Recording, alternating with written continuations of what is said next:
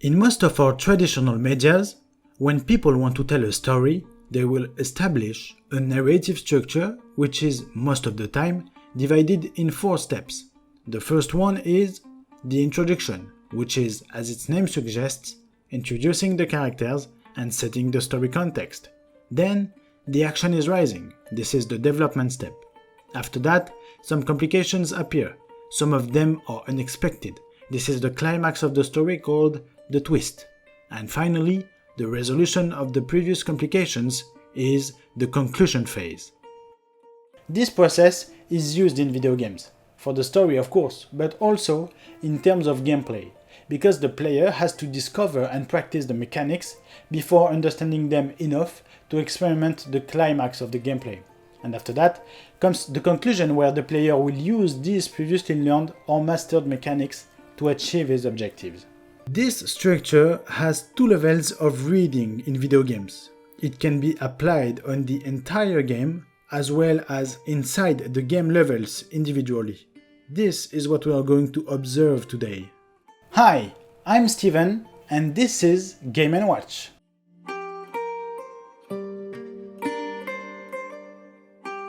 The level we are going to analyze today is from A Plague Tale: Innocence, created by Asobo Studio in France.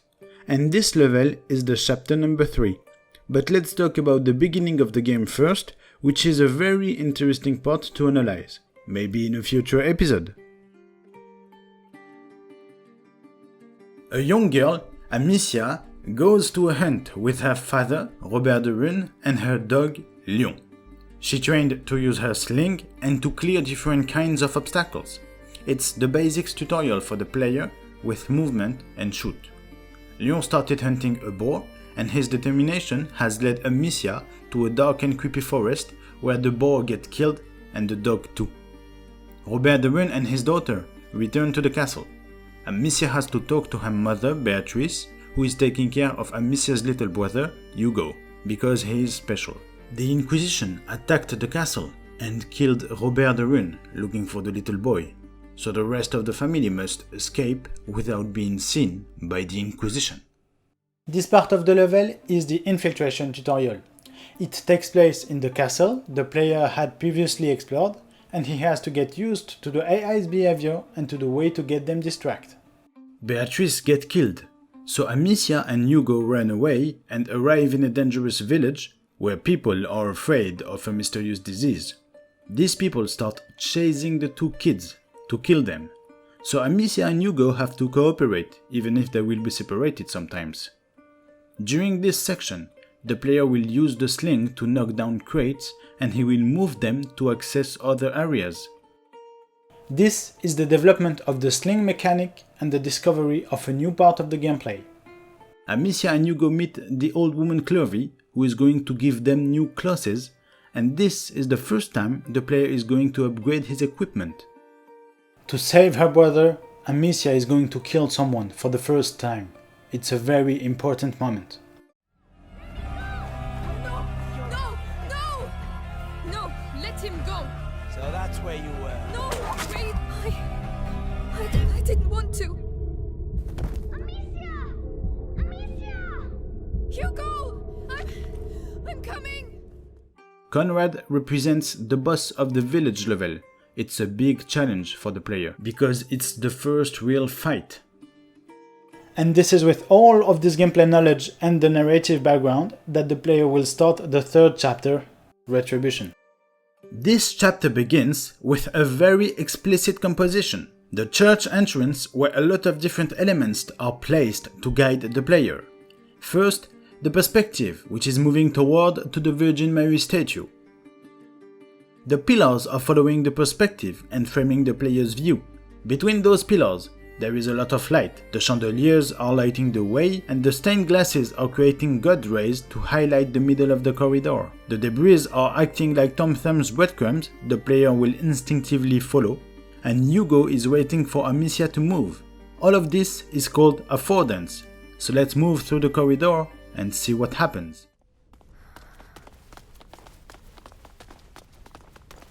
Whoa. Why are there candles? The candles are To show that you're thinking of someone. Oh, can I light one? If you want to. Don't burn yourself. Thank you.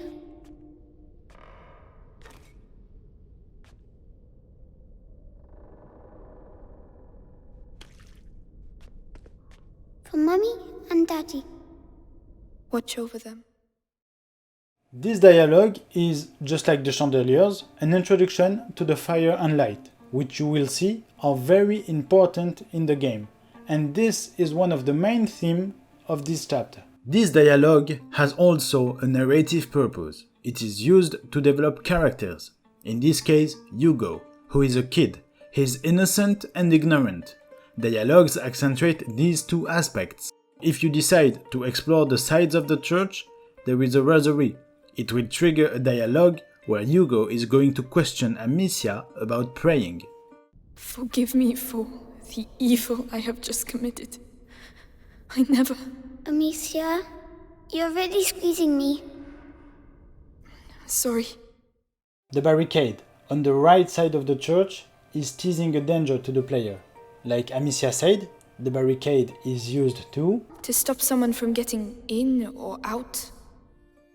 So with the beginning of this chapter, with this first room, we understand that the level design serves storytelling, character development, and introduce us to a potential danger. Let's take the exit ladder and continue. We can easily observe the churchyard from the top. Oh, they've broken everything. What's going on here? Perhaps they're building bigger beds? I don't think that's it. This second room is completely destroyed and in a mess. It's a representation of panic, putting the player in alert. Hugo's childish reaction shows us again his misunderstanding of the reality. Just like previously, the environment, the light, the repetition are completely leading the player's view to the door. The same process is used a third time. The windows are highlighting the corridor, the debris are leading to the statue, and... I know that smell. Medicinal herbs. The monks must have put them in the water to purify themselves. Mother used to do the same. This dialogue was about two kids who are reminding their mother. But purification against what? Maybe the mysterious disease the village was afraid of. Now we enter in a bit larger area. We can explore the churchyard we have previously seen from the top, collect resources and supplies, and in the middle of the yard, this happens. Flowers. They're so pretty. They're carnations. We had some in my herbarium, but those ones are prettier. Hugo, we have to keep moving. Wait, come here. What? It will protect you, and it's pretty too. Oh. All right. Now we can go. Thank you, Hugo. You're welcome. This is a very important narrative break. Why? Because this is developing Amicia and Hugo relationship, which is in the center of the game, and in the same time we can see the little boy's sensitivity. In terms of player experience, we can already talk about these narrative breaks. They are used to put a rhythm in the progression, pacing the level, and letting us get attached to the characters. No, I cannot leave the church, but an exit through the crypt of the Three Saints. It may not be too late.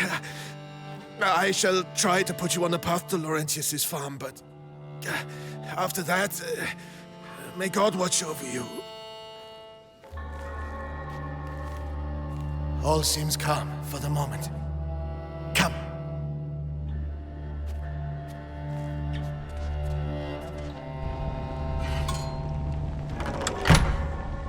Above all, be sure to stay in the light. Father, why are there crosses on the village doors?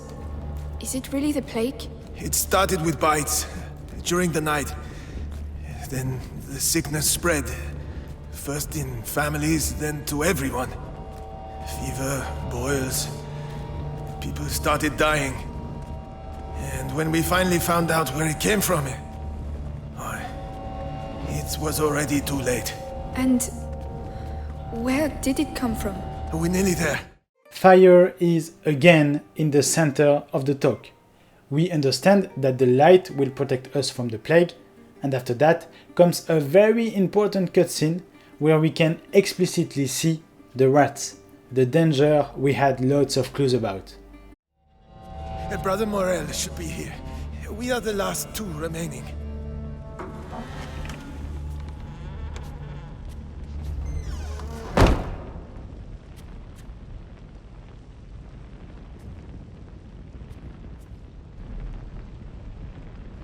Brother Morel. Stay here.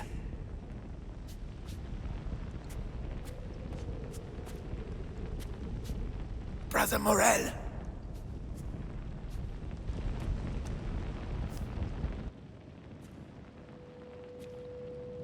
Brother?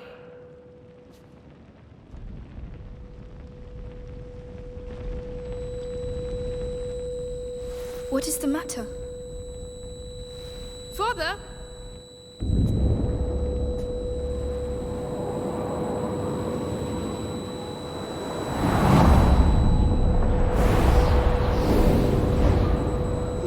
No.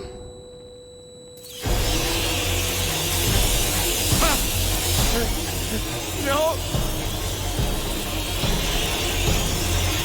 Quick! The light! Father, no! The light! This cutscene introduces us the rats in a very explicit way.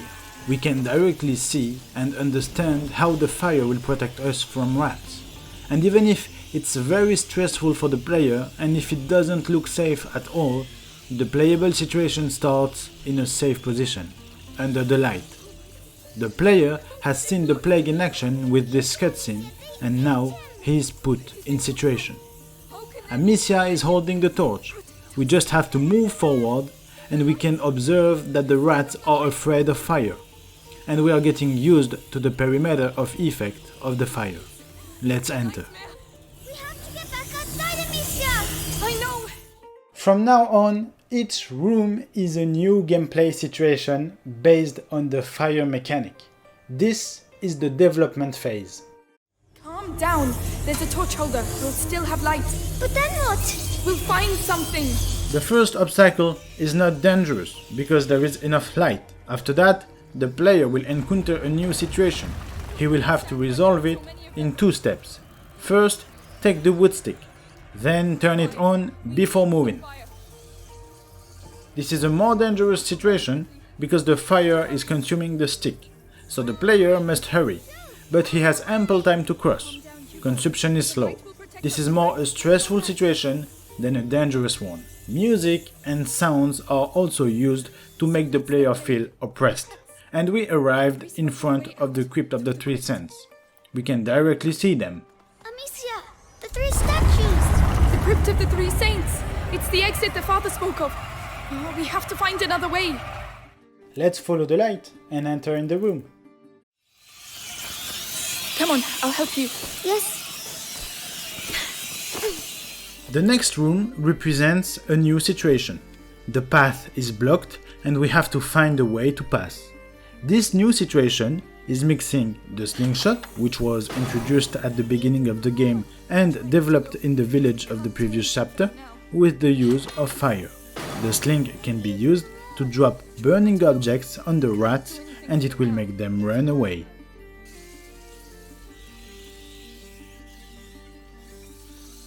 Climb up.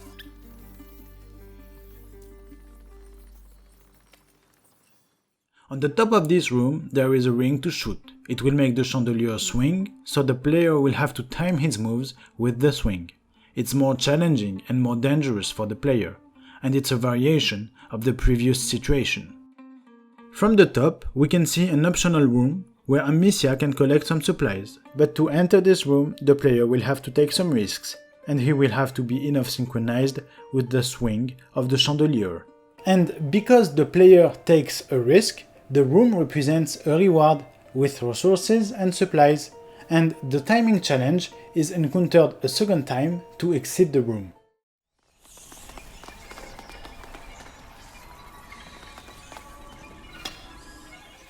It's time to calm down and to have a break to upgrade our equipment. Not bad. Not bad at all. For the next room, the player will instinctively go under the light because now he is used to it. Oh no! No! Into the light, quickly! I don't see any torches. How can we... what are we going to do? This scripted event is used to break the silence, to break the rhythm.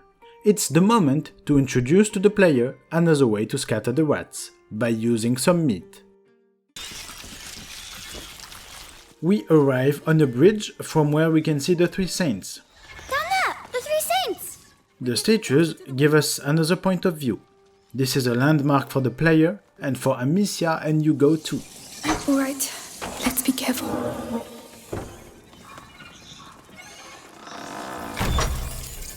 The next room is composed of two phases, two situations. First, a table, which is highlighted thanks to a torch. And this table will be our way to the second phase. Some candles are guiding the player. Don't fall. Don't fall. We won't fall. Hold my hand tight.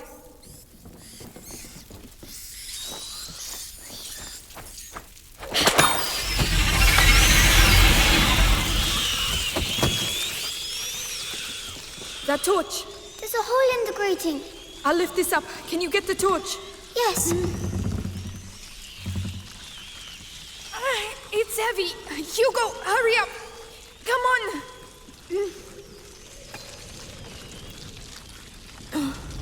No! Are you alright? Yes. Stay where you are. The ground is rotten.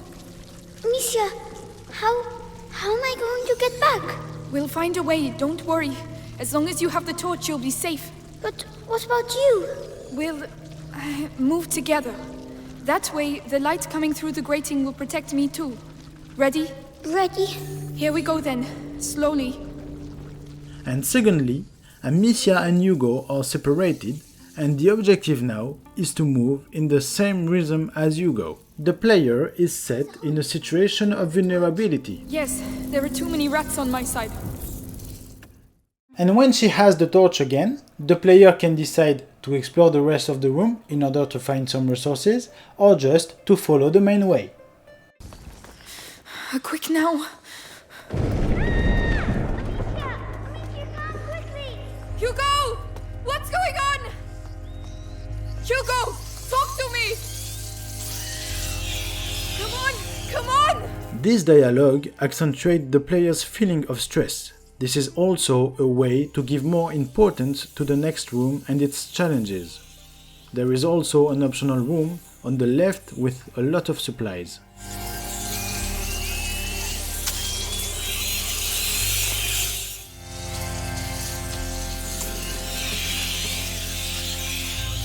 Amicia, up here! Hugo, are you alright? There were rats. I ran to the light. Did they bite you? No, I found a ladder, but there are rats down there. I'll open a way through for you. We're going to get you down from there. This special room is a little bit more complicated. It looks like a bigger puzzle section where the player have to think about how to get through the rats. This room is the climax of the gameplay. After all the situations we've previously encountered, nothing is new in this room. There are the sticks that are burning to open the way, still very stressful because of consumption, and the chandeliers that can be dropped and turned on to scatter the rats.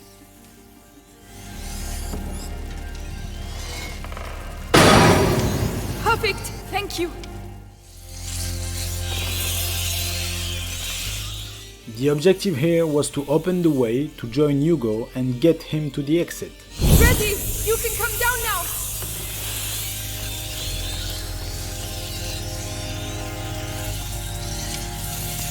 Sorry.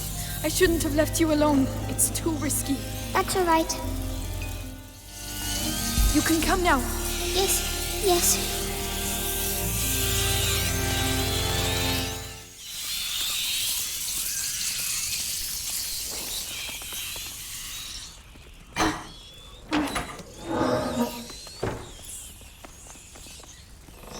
The crypt. Oh, thank you. We can get out of here now. Yes, far, far away.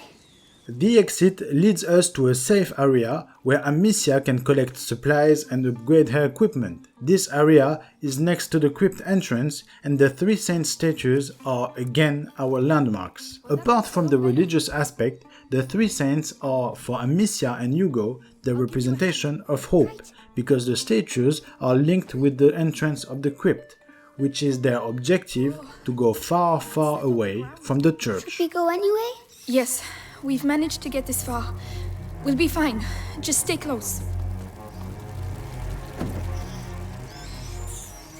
But the crypt is infested of rats. The crypt is their nest. This area is very scary. Infection is on the walls and on the ground. The air seems infected.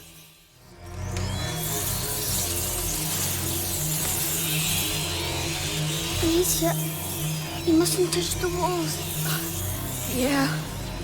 It's burning my throat. It's very oppressive. In combination with the music, the dialogues and the burning time of the wood stick, all of this is very stressful for the player. He must be a little scared. Over there! Light! We're there, Hugo!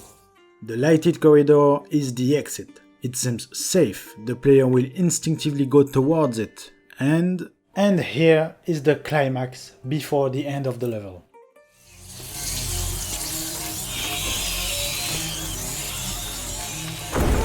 Run, Hugo! Run!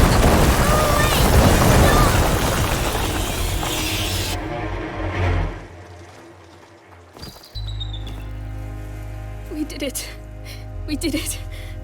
We did it. Amicia, I want to see Mommy.